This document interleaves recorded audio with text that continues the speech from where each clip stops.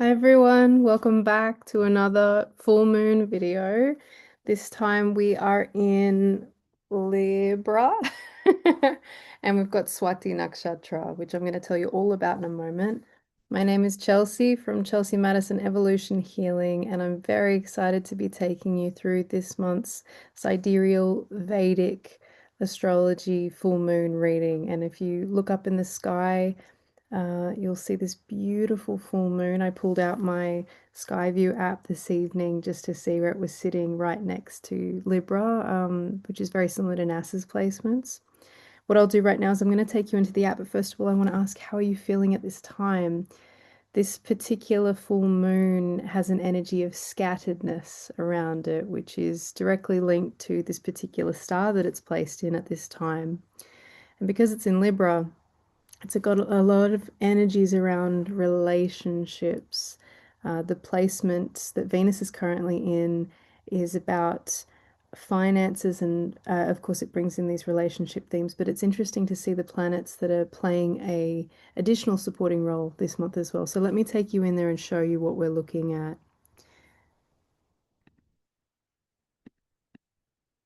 All right, so let's come into the app so you can see what we're looking at this month. So as you can see, we've got the full moon here down in Libra, 7 being Libra, and you can see that the moon is in Swati Nakshatra.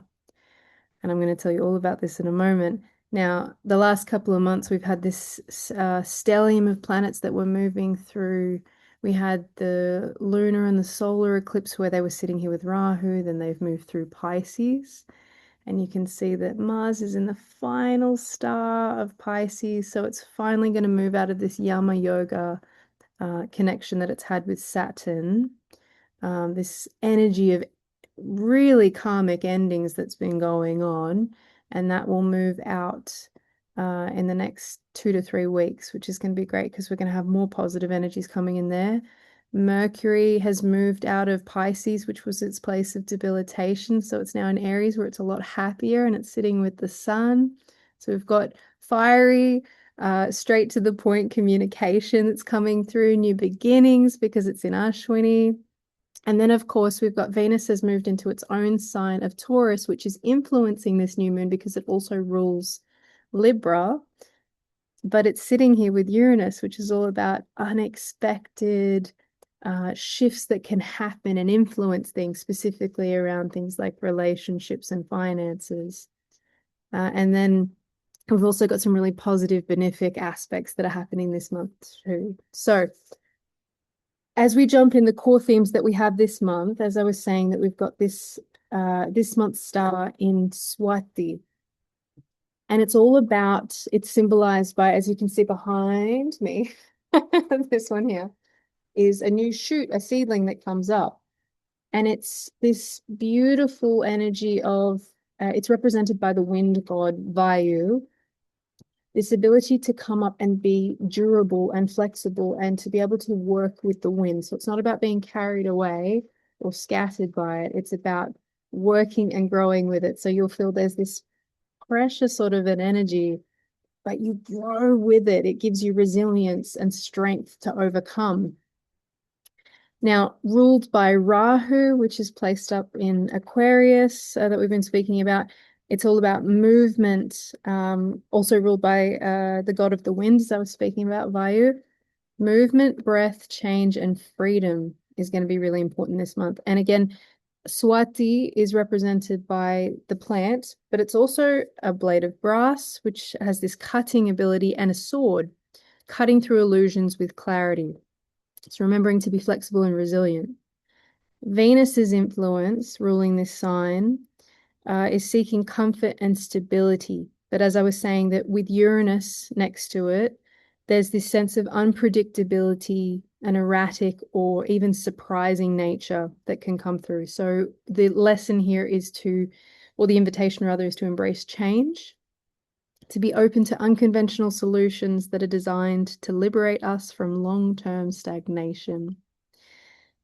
There may be a feeling of the rug being pulled beneath us as well as we reevaluate our finances, our current living situations, and our love lives.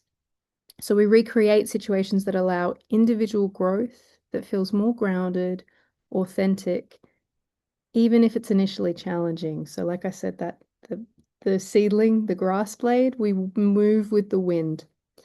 The shadow aspects this month, as I pointed out, there's a feeling of being scattered, a dispersing energy, which is represented by Swati. Unsure of direction might be something that you're experiencing at this time. Rahu, that rules this particular star that's sitting up here, is the north node of the moon. It is the head of the snake. It is insatiable. It wants everything now. It's never satisfied. And it can also result in impulsive communication.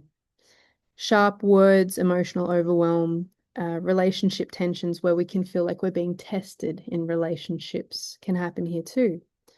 Especially if you have been people pleasing or over giving, where you sacrifice your needs to make the peace. This is where you are being challenged to review these things at this time. The light aspects, this full moon will help you cut through old patterns, releasing emotions that have been burdening you. Reclaim your independence in relationships. I know I have felt this one this month in particular. I'll explain that a little bit later. Potential breakthroughs in love, finances, and self-worth. Venus in Taurus with Uranus, unexpected shifts that realign us and liberate us from stagnation. We're also receiving positive aspects from Jupiter this month and the Sun in Aries where it's exalted. And these will result as blessings later on as we move through any of the challenges that appear for us.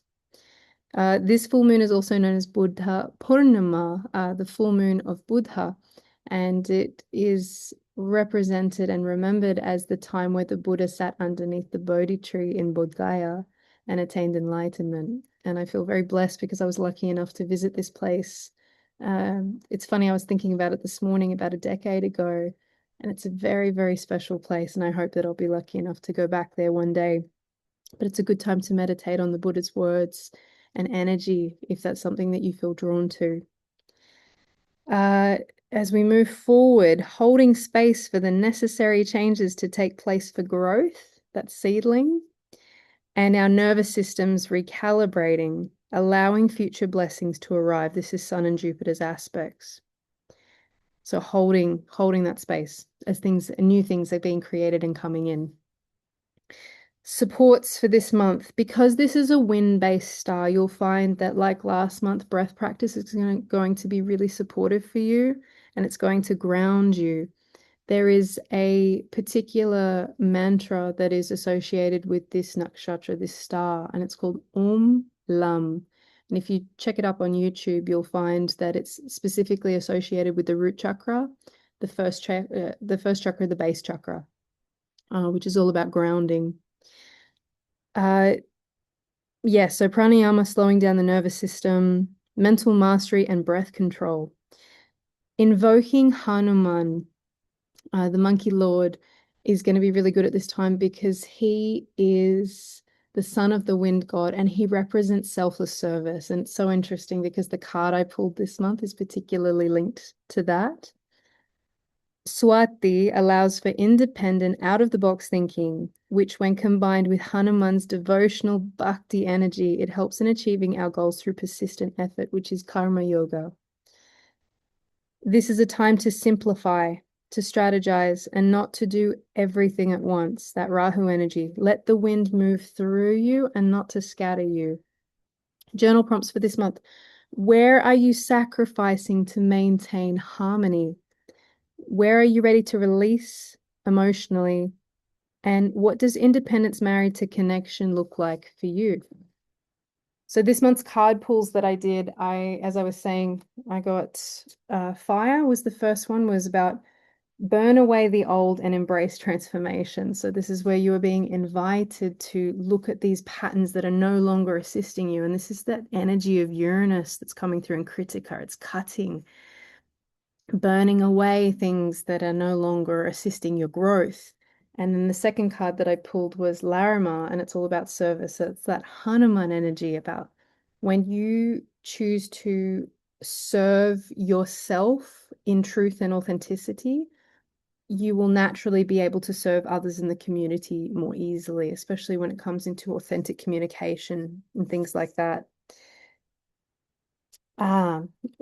Yes, the animal that's associated with this is the beluga whale, and it's about speaking your truth with compassion, gentle communication, and emotional healing. To use your voice to be flexible, leading with love and not force. And it said, a new door is opening. Are you ready to stand in it? In closing, this particular full moon is about embracing your inner and your outer world, speaking your truth and creating healthy and loving boundaries. You're not losing anything. You are realigning into something more authentic, even if it feels uncomfortable initially. As always, I am a CTC practitioner, a combined therapy cocktail master therapist, the 2-hour life transformational session where we do Reiki, EFT, emotional freedom technique, where we tap away limiting beliefs, neurolinguistic programming, transformative empowerment coaching, and hypnotherapy. We also work on addictions. And if you've got a chronic or acute health or physical condition, we work on things like that as well. I also offer Vedic readings. I've been doing a lot more of those recently. And it's funny, I met with somebody last week to have my own chart read because, you know, you can read your own chart, but it's always nice to have somebody else do it. And it was so enlightening with the energies that are going on right now. Everything was aligned for myself. And lastly, I also offer Reiki sessions too if you feel like you need some healing. I do these in person and distance healing as well. As for next month, the next moon, we've got the new moon on the 17th of May, and that's at 6:01 a.m. Australian Eastern Daylight Time. This will be in Kritika, which is currently where Uranus is sitting. It's in the cutting star or the fire star, and it's all about burning away what is unnecessary, deep purifications, unexpected shifts, leading to stable, powerful beginnings. That is really fire horse energy. It's about, and my mentor would say, allowing for your moving into your divine destiny at speed. You think about you're on a fire horse, you're like, so I'll leave you with this. While the winds of change are blowing, do not be swept into impulse. Pause, breathe, and return to your center. Then choose from the quiet truth of your heart. Thank you for joining me. I can't wait to see you at the next new moon reading. Take care of yourselves, and I'll see you there. Bye.